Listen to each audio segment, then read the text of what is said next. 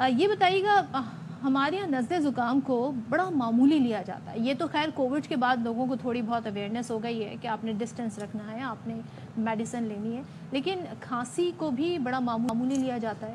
تو یہ کیا علامات ہوتی ہیں, کب یہ ڈیولپ ہونا شروع ہوتا ہے دما؟ ہم بات کر رہے ہیں ایستما کی, تو ایستما عام طور پہ یہی ہے کہ جو ہے نا وہ بچپن سے ہی مینیفیسٹ کرتا ہے, لیکن جیسے آپ نے بھی بتایا کہ کچھ ضروری نہیں ہے, اس کی کوئی ایج نہیں ہے. آج کی تاریخ میں ایک بڑی عمر کے شخص کو بھی ایستما ڈیولپ ہو سکتا ہے. لیکن اگر ہم بات کریں بدلتے ہوئے ماحول کو, بڑھتی ہوئی پولوشن کو, بڑھتی ہوئی ماحولیاتی آلودگی کو, آپ کے بھی علم میں ہے کہ پاکستان کے جو 2 بڑے شہر ہیں کراچی اور لاہور اس وقت جو ہے پولوٹیڈ سٹیز میں ٹاپ آف دا لسٹ میں شمار کیے جاتے ہیں. تو یہ چیزیں انفیکشنز کو, وائرل انفیکشنز کو, مختلف قسم کے انفیکشنز کو لے کے آتی ہیں. پھر الرجی ڈیولپ ہوتی ہے اور اوور دا ٹائم, جس کو ہم بہت معمولی کہتے ہیں نزلہ زکام, وہ الٹیمیٹلی کسی بھی وقت آسما میں کنورٹ ہو جاتا ہے, لوگوں کو پتہ بھی نہیں چل رہا ہوتا. خیر ہم تو اس کی وجوہات اور یہ ساری چیزیں بھی اس پہ آگے بھی ذرا بات کریں گے, بٹ ہم منیمم کہاں سے آغاز اس کا کر سکتے ہیں اگر بچاؤ کی بات کریں تو؟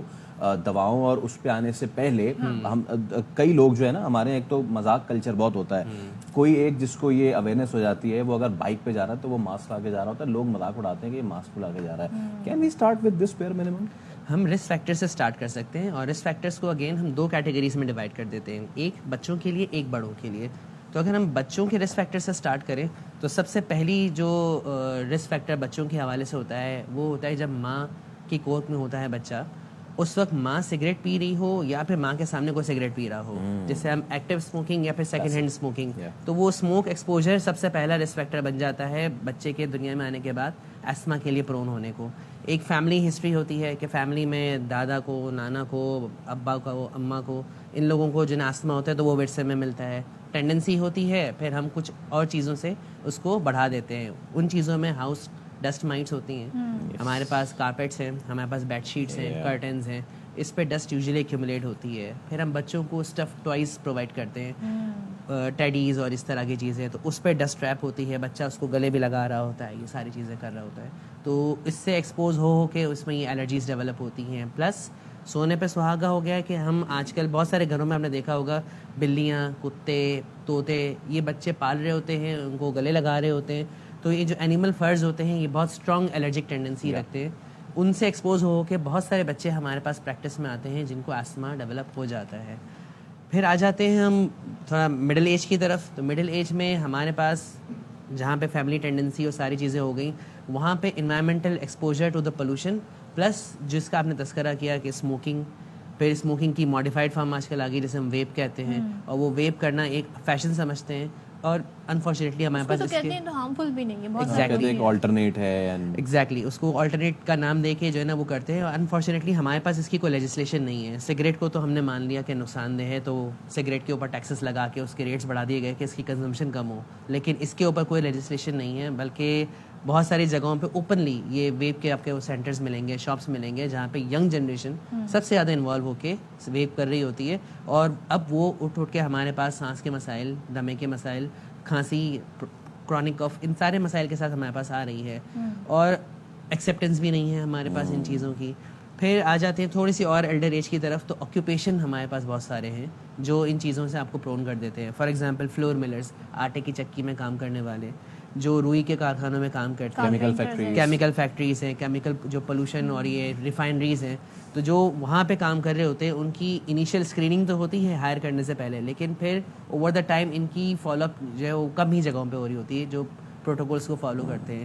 پلس اس ہیزرڈ سے بچنے کے لیے ان کو جو سیفٹی اکوپمنٹس ہیں وہ ہر جگہ ہمیں پرووائڈ نہیں کیا جاتا. ہمارے کلچر ہی نہیں ہے. ایک چیز اور بتائیے گا, اب جو ہیں اس کے پیشنٹ, خاص طور پہ بچے, جب ونٹر سیزن آتا ہے تو زیادہ افیکٹ ہوتے ہیں. بالکل ایسا ہی. کیا کریں, احتیاط کیا کی جا سکتی ہے؟ احتیاط میں سب سے پہلے تو یہی ہے کہ ونٹر سیزن تو ایک ایسا ہے کہ اس میں ہر ایستما کا پیشنٹ جو ہے نا یوزلی جو ہے نا اس میں سمٹمس فلیئر اپ ہو رہے ہوتے ہیں. اگر ایستما ڈائگنوزڈ ہے تو ہمارے پاس جو ٹریٹمنٹ ہے اس کو وہ اس پہ کمپلائنس بہت ضروری ہے. جیسے میں نے بات کی ایکسیپٹنس نہیں ہے, تو جب ایکسیپٹنس نہیں ہے تو ٹریٹمنٹ میں کمپلائنس بھی نہیں ہے. 2 مہینے ایکسیپٹنس ویسے کیوں نہیں ہے, ریزنز کیا ہیں؟ کچھ سوشل ٹیبوز آپ کہہ سکتے ہیں. لوگوں کو پتہ ہے کہ ونس انہیلر پہ آیا تو ان کے ذہنوں میں کہ وہ انہیلر تو عادت ہے, یہ تو کوئی ایسا نشہ ہے کہ یہ پھر چھوٹے گا ہی نہیں.